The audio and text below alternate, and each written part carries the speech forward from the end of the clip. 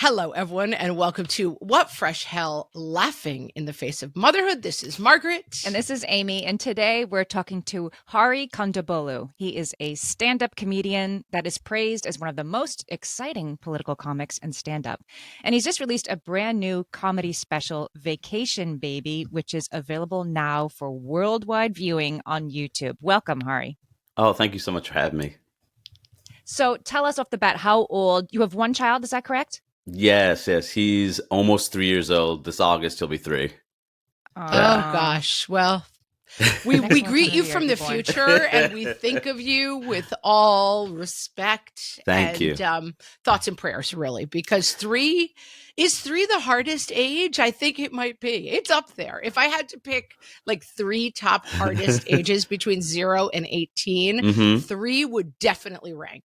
It would make the top 3, I'm saying. Well, I was told that obviously 2 is the historic terrible 2s. And so I was like, Lies. Oh, we're almost done with 2. And then I was told, no, 3 is the hard one. So I'm like, oh, then. we really shouldn't tell people this because terrible 2s has gotten a reputation. Yeah. And then you start Googling when they're like 3 and 2 months because you're like, what's going on? Yeah, I was told the 2s were terrible. And then everything you read is like, oh, 3s are much, much worse. And I think that they keep that information back because if people knew, they would be horrified. What is it about 3? They're more intellectual, so they're like better at the game, but they still have all the stupidity of 2. Yeah. And so it's like what AI becoming sentient. It's like a 2-year-old becoming sentient and evil. Yeah. That's what I think a 3-year-old is. Really funny. Yeah. So he can speak in complete sentences. He's clever enough to like throw it back, even if it doesn't always make sense. He'll ask why a lot more. Correct. And you won't have answers. Right. Yeah, he's worked on his material. It's not new material at this point. No. It's very polished. He's got a polished set. He's probed your weak spots a little bit too. Like he's tested it out. All right. It's nothing but trouble. Well, here's my first question for you. Do you mind telling us your son's name? Sure. His name is Arjun. Arjun. Oh, my daughter's friend's name is Arjun. And I ask because in the special, you do this hilarious extended part about choosing a name for your child. Yes. And how the unwanted input that you might get from some third parties, including grandparents. Can you tell us about that? Yeah, I was told by friends way too late, like, don't share like your name ideas with your family or friends because everyone has thoughts. And it was like, I wish you had told me this several months ago because it's already been done. And everyone does have their thoughts and, you know, what they lean to. And at the end of the day, it like really doesn't matter. Like you both have to be comfortable with it. But it's so difficult when all of a sudden you see a face or, oh, really? Okay. You know, like it just kind of throws off. I felt really good about this until this moment. And, you know, so I asked my mom for names and all her suggestions were like Indian names, which is fine because I wanted an Indian name personally, but like, you know, the key thing I said is just it's okay if they're like super Indian names, just make it so people have a chance of pronouncing them, like give people the ability to figure it out, like something. And she was coming up with names like, you know, Shatrughan and Giridhar, and I'm like, this is not, you're in a world that's way far from, I said accessible in this country. And I'm not like one who like is super like, I want it to be a name like Jay or something that's really, you know, that works in both languages and that is, you know, is easy to pronounce. Like I'm not into that because I feel like, you know, a name should have meaning and you shouldn't restrict yourself. And at the same time, I'm like, you know, let's cap it at 3 syllables at the bare minimum. Yeah. Like, can we agree to that? We're both Irish, and the Irish name is always like it's CLOIEUIELOU, and it's pronounced Claire. I think we should just go with CLARE. You know, right? Yes, that's right. We definitely have that. Yeah, Amy has done this in her own life. She has chosen the name with 86 vowels that is pronounced very simply, unpronounceable, and absolutely beautiful, as all traditional names are. Right? Yeah, and it's exciting. I mean, back in the day when I was growing up, my kids howl when I show them like my 8th grade, class photo, and it's like Yeah. Pat, Billy, Bobby, Pat, Jeff, and Pat. Like they just had 4 names. Yeah, like There you were were 4 legally names for allowed to pick boys. 4 names, and that was Right. what Didn't have you to were commit. assigned. Right. Right. Yeah, And like then- an English royal. You could just keep naming. Right. Yes, exactly. And I think that was true. I mean, I grew up in a homogenous place, but I think for boys more than for girls, it was sort of like you got to keep your margins really tight. And now I feel like, thankfully, those days are over. And my kids' names and my kids' friends' names, like they're definitely the only one. Is your kid Arjun? Is he so far the only Arjun wherever he goes, or not quite? It's different in like New York. Like right now, Yeah. like I think he has a classmate whose brother is Arjun, so it's not like, I wouldn't say it's like a Steve, but it's more like, or like a Greg. It's like an Aaron, I guess. Do you know what I mean? Like, fair. Not everyone's named Aaron, but you'll meet an Aaron. I think Yes. I think it's in that world. It's definitely not a Steve or a Robert or a Greg or something. It's like, everybody has that name. It's funny because that was my dream name. Arjun was my dream name. That was the name I wanted from like go. And it was the first name I suggested when we knew we were pregnant, and it was shot down immediately. And Wait, we by went, who? By my partner. Yeah, she wasn't into partner. it. Okay. So we went through every That's single. usually, I mean, that's She does usually get a the vote. veto. That's usually the only veto vote. That was like, and it was like, ugh, all right. So then we didn't know the gender initially, so we had like 1 million girls' names that we liked, and like 3 boys' names that were like passable. So it was, and then we found out it was a boy. So then we were going through every name from as many cultures as possible, and she's Italian and Puerto Rican, so we're thinking Italian names, or like names with Spanish heritage, or like different Indian names, and we just kept going and going. And then maybe a month out, I said, what do you think of Arjun? And she's like, yeah, let's put that. And I'm not sure if she remembered she had rejected it, or whether we went through every name you could possibly go through, and it was like back on the table. But that was the one that like friends and family were also into. Like, interesting. And then I think that with suggestion, first of all, 2 things. One, it's like the SAT, right? Go with your first guess. You don't, right? Because that's what they say. Right. Like Don't you overthink go it. your first guess, and then you go around, you change it later. Your first guess was correct. I think that's right. That's what we did with all of our kids.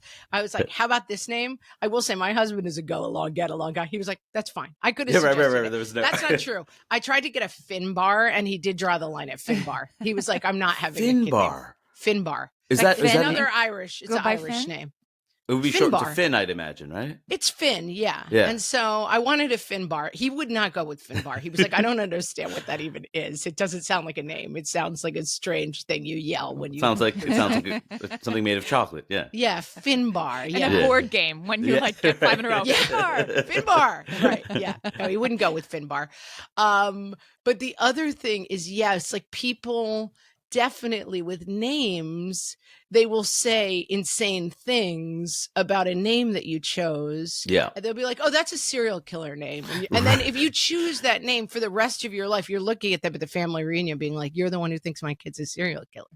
And they probably don't even remember saying it, but everybody's got something to say. But nobody would say like, I think that name that you chose, like I would never have the conversation now and be like, that sounds like a serial killer's name that you chose for your kid. Of course not. But it's when it's theoretical, people just have license to say whatever they want. Well, this one, like, I will preface this by saying that she's a 20-something comedian. She asked what my kid's name was. And my kid at this point is like 1-something. And I told Arjun, and she's also South Asian. And she's like, oh, I don't think I can say this on this podcast. So I'm trying to find another way to phrase what she said. Now we're very intrigued. You better find another way. Yeah. I don't think there's another way to. Oh, I guess. Okay. I guess this is an old-fashioned term for the words they would use now. No, I'll just use okay. Okay. So basically, she's like, "Oh, Arjun, that's like an F boy name," and I'm like, "What?" He's like, "Yeah, you didn't know that?" And I'm like, "No, I'm almost 40. I'm 40 now, and you're like what, 17. Technically you're 25, but you're 17.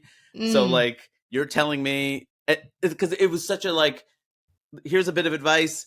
Do not ever say anything negative about a child's name to the parent. Ever. Not when they're one. Not when they're like, one. It's walking done. around. Not when they're born. If it's theoretical, again, it's borderline. But when Also, they're in the world, you're done. Is that like, really such a? That might be kind of a compliment. I mean, that would be at least. I don't know. Your son has his name has a reputation for being a philanderer. Not for your own child. A good-looking, I think. Like handsome would have been, but I'm like, why would you say that to me? And it's one of those moments where you see the difference between like someone who like has friends who are parents and has gone through the process or seen friends go through the process of picking names, and somebody who like has absolutely no connection to that world whatsoever.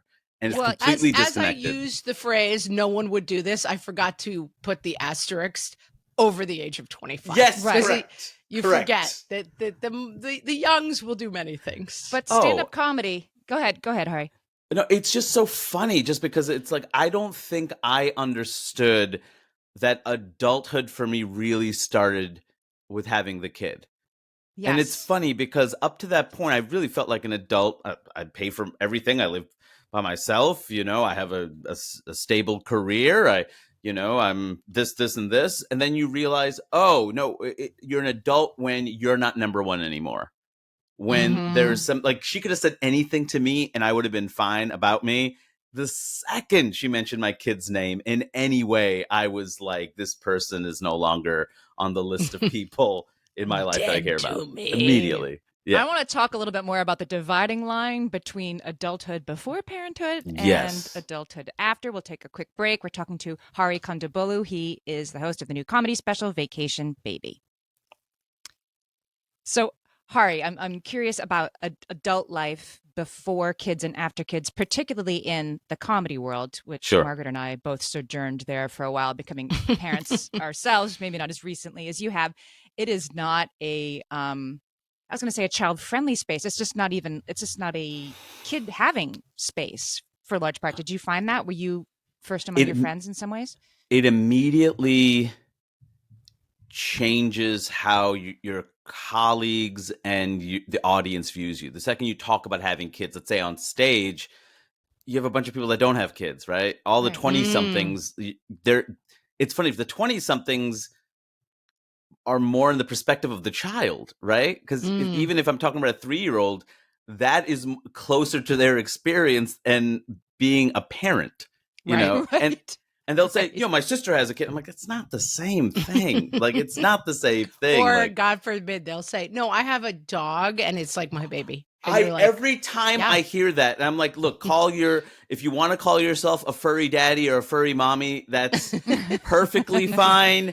But when you make the direct comparison, if something happened to my kid, God forbid, I'm not immediately going to an orphanage and looking for another one. Do you know what I mean? No. Like, if something happened to my kid... Nor do you tie your child outside with a bowl of food when you want to go out for the night. Oh, there's he would be taken from me. He would be removed from my custody. Like, words like custody aren't even used with pets. Like, do you understand? Like, you can't make the comparison. I can't leave my 2-year-old home alone. Or like put him in a cage while I'm gone. You know, when I have to pay for a ticket when I put him on a plane, I'm not going to put him in a cargo bin. Like, what are you talking about? It's not the same thing.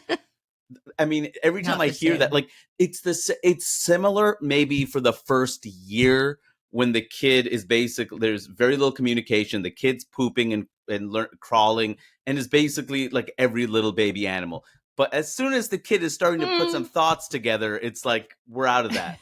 That's no longer. I'm also going to have to stop you as the mother and tell me. You don't feed your pets from your own body. Fair. Yeah, that is fair. Still not that similar. Not even that similar. But from the parent, like you're holding this little thing, you're delicate, it's a lot of petting and cooing when they're a baby. Yes. Yeah, and there is like, intellectually you're not as worried about what you say. There's a bunch of stuff that with a dog you're just going to say whatever, it's the dog. Like the accountability is very different. Like if something happened to your dog, you get another dog, people might be, oh, it's a bad pet owner. Something happened to your kid, you're a terrible human being. Yeah. Like, it's so different. If your kid does something, you're a terrible human being. If your kid does something, like as a single person, if your friend did something, you're not a bad person. If your dog does something, you get another dog, that one gets put down. With your kid, it doesn't work that way. Kid does something, like Jeffrey Dahmer's parents could have been perfectly good parents, but can you actually say they were great parents? It's unfair. They could have done everything by the book. They could have done every bit of therapy, and at the end of the day, kid ate people. It's the end of the story. It's an indictment. So frankly. At what point did you bring, Hari, your kid and parenthood into your act? Did you feel like, I'm not connecting with audiences once I start talking about this? Or did you connect with certain people? How did it feel? I definitely felt like when I was doing shows where it was just me, I had enough time where I could build a rapport with the audience, and definitely, the demographic that's my age felt even more connected to me because they're going through the same things, whether it's trying to have a kid or having a kid, or there's just more there. And for younger people, I feel like if you have 10 minutes to win a crowd over, and you're giving them a limited amount of things, they don't really know you. So they're going to resonate with what's in front of you immediately, or they don't, and they move on to the next person. When you're doing an hour, you have time to build that. So even if they can't relate initially, you're building a story. You're building a relationship with them. And so even if they don't have kids, they'll start to get into the idea this person has kids, hear their feelings about kids. And when they start talking about kids later in the set, I've already connected with them, had some experience with them, and it's a different dynamic. But it's not the easiest thing in the world. And certainly, I feel my age a lot more when I talk about having a kid and being in a relationship that's serious and all the things that come with that, like adult problems. These are adult problems. And I when I was single, and definitely when I didn't have a kid, there was just a certain like I didn't have to walk them past a certain point to understand something. We were all pretty much on the same page. Because like what we're paying, rent's high, but it's not like, do you realize how expensive daycare is? Do you realize that's how much we paid for college? Like They're that like, is no, out of the realm. I don't. I'm at a comedy club at 11 p.m. I definitely don't know how much daycare costs. Yeah. Or like, why are you asking me to do a stand-up set on a Wednesday at 10 p.m.? It's like, I'm not going to do that. I have a child.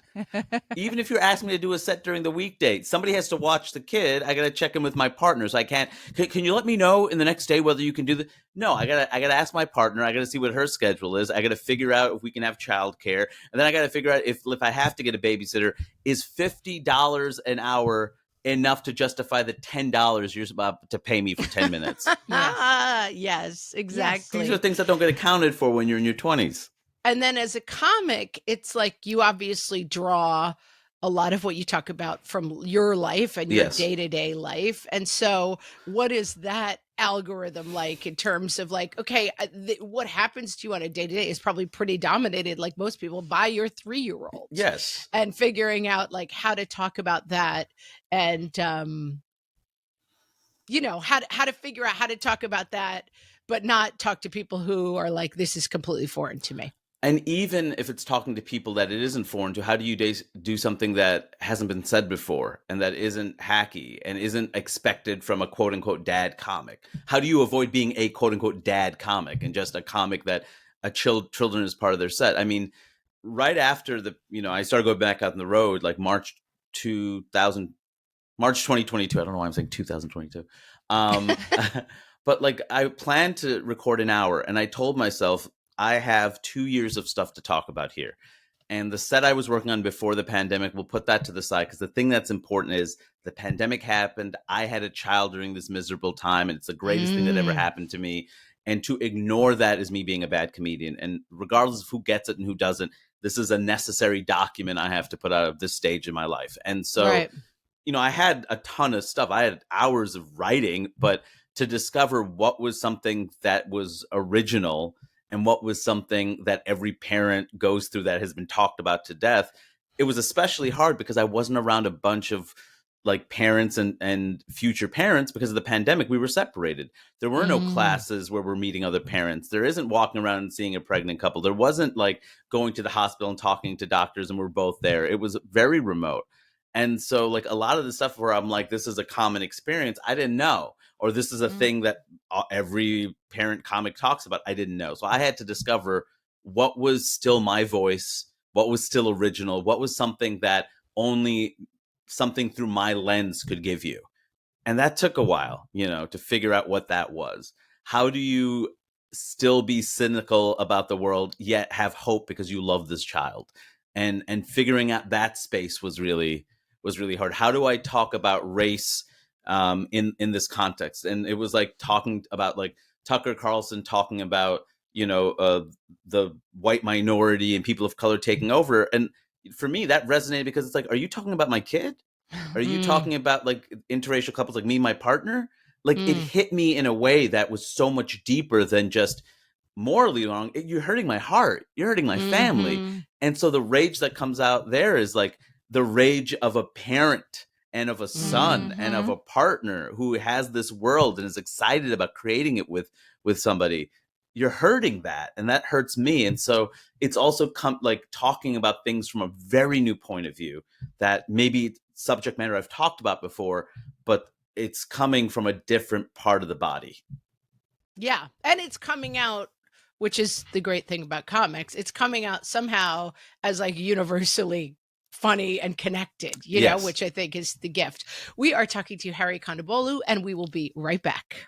Oh, Hari, tell us about Vacation Baby. It brings in your pandemic parenting, your experience as a new parent, and the sort of before and after, right?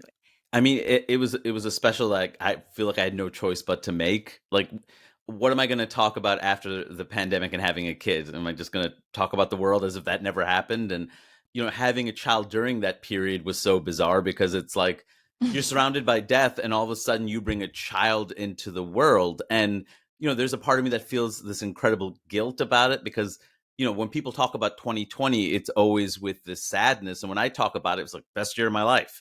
Like my child was born that year. And it's a very bizarre feeling to hold that year with like this great love because, not only was my child born, but I got to spend every day of the pregnancy with my partner. I got to spend every day of the first year of my child's life with him. I mean, that is a privilege that many of us don't get. And I got that because I couldn't work and I had to be home. And I think there's something about that. So I feel like it's a very specific experience that other parents, especially first-time parents during 2020, 2021, can relate to. And I wanted to make something in part for them because I'm like, I know what it felt like to feel isolated and to not feel like we had other people that we could talk to and relate to. And I feel like this special is my way of saying, we saw you. We didn't see you in real life because we couldn't see anybody, but we see you. And I know you see us. And this is a special bond that we have. I think it's really interesting that your take on having a pandemic baby is so positive. Like we've obviously talked to a lot of parents. We did not have infants during the pandemic. Spoiler alert, our kids are a little bit older. But we mostly have talked to people about what an absolute nightmare it was to have a baby during the pandemic. And I know there were obviously aspects of that, but can you talk a little bit about the positives and how you explore that in the special? Because I think it is a little bit of a different take than we've heard. I mean, I'll start with the negatives just to be able to relate. Like, yeah, it was terrible. Sure. We were stuck in a studio apartment while my partner was pregnant. Also, I'll say it was a lot harder for her because I'm not the one carrying the child. And so the idea of going to doctor's visits, I'm sad I can't support her, but she was the one going by herself. She was the one that was worried about being on the subway and being in public while carrying because she didn't want to get sick and didn't want the baby to get sick. And we didn't know how bad this was. But we knew we were, wiping down food with disinfectants. Like we didn't know how bad this was going to get. And so that fear is very different when you're carrying a kid than you're just the observer, right? And so we left New York. We were living in New York and we ended up moving to San Diego where her parents are. And it's just more spread out. And we got to like live and actually have a life there. But packing up your apartment, putting it into storage during a pandemic while your partner's pregnant and not having a place to live when you move back to New York because the lease is up. And then having to move cross country with a 3-month-old and moving into a new apartment after that, like that whole process was incredibly hard. But the biggest takeaway for me, despite all that, was we were together and we spent every moment together. And there's a connection that the three of us have, me, my partner, and my child, that is feels so incredibly strong because we went through this together, whether the kid was present in the world or wasn't. Like, we were in it together. We were traveling through this together. We were scared to death together, but we were completely bonded. And I cannot tell you how special that year was, despite how brutal it was for even for us and for everyone else. It seems to me like maybe you don't know what you don't know in some ways too. Like, I was going to ask you questions about, does Arjun have more stranger danger than other kids or whatever? But if it's your first child, you don't necessarily know how they're going to act at Target or whatever. As opposed he to was incredible. I mean, he was a very the thing that we found so sad is even at 3, 4, 5 months, you could tell he was a very social kid who had no one to be social with. Oh. Yeah. And it was really kind of like, oh, you're just hungry. Whenever you see somebody new, you're so excited. And when the masks came off, you were like, they have noses and mouths. Like, it's not just mom and dad, You really think that must be a little odd for kids who grew up in that time of you're just seeing eyes and you're like, what's going on? And all of a sudden just like full faces and expressions and smiles. And he was the excitement when he met his first kid that was around his age. It was his cousin who was a year older and was just like, he was all over him, so excited. Like, there's someone else that's almost my height. Like, it was, I feel worse for the parents that had the 2-year-olds during that time and had the kids who really had needed these formative experiences and they couldn't get them. That to me is the more brutal. And in some ways we got lucky that, his development was happening a little bit later. But I think it really is true. And the pandemic is interesting how I'm like, oh, that thing where we didn't go outside for 2 years. Like, it just is, like, things synthesize into your life in really interesting ways. But I do find we're 5, I have 3 kids, and that there is a certain togetherness of the 5 of us that is directly related to the pandemic, that we still kind of come together. I just think now my kids are off with their friends and they can kind of ride bikes and go out and stuff. But there is something that was very bonding about the pandemic in a way that, we have, of course, acknowledged the horribleness of the pandemic for, people we knew personally, people we didn't know. It was a horrible experience. But I like that focus on that bond that came out of it, because I think that's something that I only really realize how profound it was in retrospect. The pandemic, I think, gave us all, whether you had a kid or not, a certain perspective of what life is really supposed to be about. Like the idea of working at home, being present with your family, prioritizing your family over work. Why do we need to go into a workplace? The idea of like, we're trying to build more team spirit. What's more important than team spirit is your family and building a strong family unit. And if we actually care about families as much as we talk about, like, the idea of working from home and creating certain accommodations is just. And I think we all experience that, whether you had a kid or not, like, being with the people you love is the most valuable time you can spend.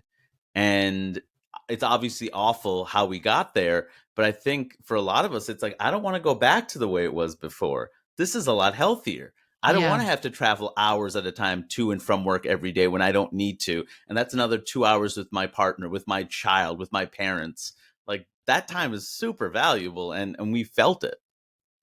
You have sort of a reputation, I don't know if this is the correct term, of being a political comedian to a certain degree, having worked on shows that have a political bent. How do you see that dovetailing with, like, being a parent? Are there political aspects to being a parent, or is that is there a separation there? I mean, for me, there's never a separation, because I feel like, because I have a tough time even seeing it as political. Like, political to me is like, that's why I tried to hedge it a little bit, because I know political gets a little bit like, you talk about the world, it's political, right? It's kind of political to be alive. That's exactly how I feel. It's this feeling of like, every action, everything we do, the choices we make, they're all political. And I don't really talk as much about Republicans, Democrats. Like, that to me is like talking about sports. And I can talk sports, that's fine. But the actual issues that people deal with, those are not political to me. Like, whether you have enough food to feed your child, do you have healthcare, what if your kid gets sick, these are not political things to me. They shouldn't be political. So those are the kinds of things I like to talk about. When I talk about racism isn't a political thing. It's a lived experience that we all deal with, regardless of race. Like I don't think there are white people that love living with the awkwardness of race, the way we have to deal with it in this country, and feel disconnected from other human beings as a result. Like, to me, those are bigger things. And when I think about my kid, I certainly think about the books I'm reading to him. And, is he understanding you can have two mommies or two daddies, or one mommy and one daddy? Can you understand that, gender is this thing where, like, there's boys and girls, but some people, don't choose to be either. And that's part of it. How do you explain these things? And do the books kind of illustrate that diversity? There's this wonderful book we've been reading. I think We Are All Welcome Here. And it's this really sweet book where it's just kids in a class, and you see a diverse range of kids.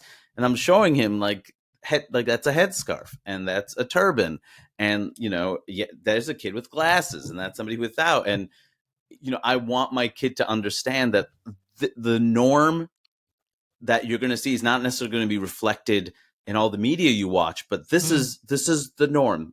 Everyone is part of our world, and everyone look at you part with of your it. radical politics saying we are all welcome here. I mean, my God, way to go out on the edge there. I love it. And also, even there's this book called Brown that I've been reading with him, and it's just sweet. It's about a family that has many different shades of brown in their family, and it's just so sweet. And you see, like, the mom is this and the dad's this, and there's just this huge list. I want him to see that, like, family doesn't mean skin color. Family is a much bigger idea. So those things aren't political to me. That's preparing my child for a world I want to see, in a world that exists, and we need a long German word instead of political. that's like we understand the human experience from a range of different points of view. That's funny. Not just, you're political because you think all people should be welcome in a classroom. You're right, that we don't have a word that, like, I love that about the German language, is that there's these really specific, complicated emotions that can be boiled down that for us takes so many words or essays to explain. Exactly. Like, that's unbelievable. That's so funny. Can I ask, when we're talking about representation and that it matters, yes. I just wanted to connect for our listeners that you also created the documentary, The Problem with Apu, which was 2017. Yes. And you, it's about the character of Apu from The Simpsons, who was historically voiced by Hank Azaria, a white actor. Yeah. The only South Asian character on The Simpsons, and voiced by a white person. And you sort of just, circled it in a very light and funny way in this documentary that's problematic for a kid. Yeah. And I think everybody was sort of like, wait, what? And it was not that long ago. And there's been a huge change in conversation since then. So how do you feel about that, the conversation that you helped to change? I feel a lot different about it now, to be honest, since I had the kid. Because, when I put it out there, to me, it wasn't an overly complex idea, but I think the pushback I got, death threats, hate mail, a certain venom that I got towards, like, me questioning a stereotypical cartoon character, and really saying, like, I understand why the time period it was created in, but, like, I had to grow up with it. And, the fact that, that's going to have an impact when you don't see yourself on screen. And this is the only way you see yourself, your family, your world is boiled down to this. And so to me, it wasn't like an overly complicated thing, but it led to all this feedback. And for a long time, I've just hated the fact that, like, I get known for this thing. Like, I make this documentary about hating my connection to this stereotypical cartoon character, and as a result of making it, I'm forever connected to this cartoon character. Like the irony of that is hard. And plus the fact that, like, the intellectual conversation I really hoped we would have, it's not that it didn't happen, but it didn't happen as much as people not seeing the film and hating me for making it. Hating the film, but not really knowing what it's about. Making arguments about why I'm wrong that are actually covered in the film because they didn't see it. And at the end of the day, it just becomes fodder for, a quote unquote political correctness conversation or a conversation about sensitivity and we can't do anything anymore. And it's like, that's not what the documentary is about. If anything, it's free speech questioning free speech. It's like, this is ultimately what you're supposed to be doing. And it's a criticism of popular culture, which, you know, who taught me that? The Simpsons taught me that. Like that was my favorite show. Like, this is coming from a fan's perspective and that complicated relationship. Since I've had the kid, it's interesting because I think about the fact that I think I've made his life maybe a little better in my own way. Like, I've called this to attention, and all of a sudden I'm hoping he's not going to grow up with those images being portrayed where he thinks that's normal and that's the only way that a group of people exist. And the fact that there's going to be voice actors of color who get to do those voices, and that the representation is going to be broader. There's a TV series on Disney Plus called Mira Royal Detective. And, you know, all South Asians voice it. And I got to voice a few characters in it too. And I met with, which is a thrill, like a full circle moment. And I spoke to the person who created the show, who's a white guy. And he said how when we decided to create the show, we had all the writers in a room and all the producers, and we played your film for them. And we said, like, this is what we're not trying to do. And there's a spirit that the show should have that, you know, reflects the reality of today. And, you know, he told me how much of an inspiration my film Problem with Apu was in creating that TV show, which means the world to me, just because that means there's a generation of kids, South Asian or not, that are growing up with this really much more complicated and interesting vision of South Asian kids and South Asian people. And knowing that I contributed to that feels amazing. I mean, even talking to Hank Azaria and I are friends now, which is lovely.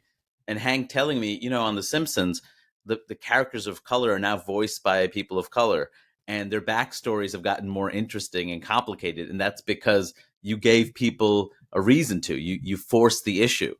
And even though they haven't brought Apu back because they're afraid of what to do with it or whatever, like the fact there has been this positive impact, it makes me feel good. And it's funny, I got some tweet from somebody who I think was trying to hurt me and really missed the mark.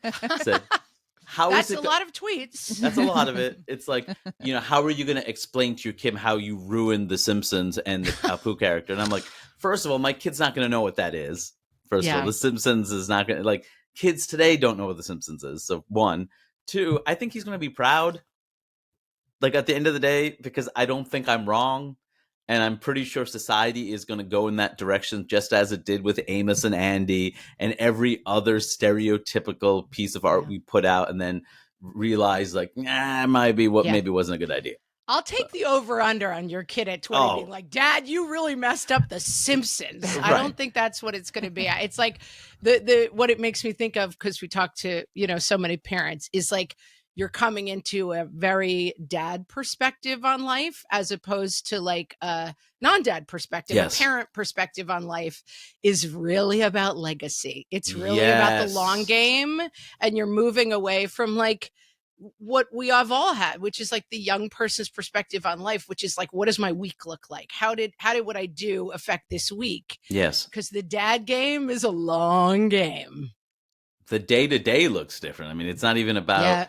There's so like, if my kid was here right now, we're not doing this podcast, right? Like, this is a complete, he dictates, you know, where my time is spent. And yeah, I'm grateful for it. You know, as hard as it makes me work harder, to be honest, because I have a reason to work harder, you know, not just, you know, because it's very easy when you have a freelance type job to like especially when in an artistic profession, to feel romantic, like I'll get it done when it has to get done. The jokes will come when they come. Right. No, when I had the kid, I was like, I don't have time to be away all year to figure this out. I'm giving myself 3 to 4 months to tour. We're going to come up with the hour and we're going to record it regardless of where it's at, because it needs to get done.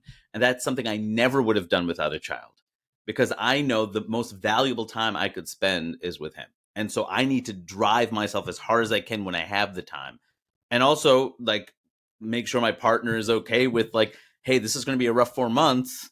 it's going to end with this product, but like we have to be on the same page on that.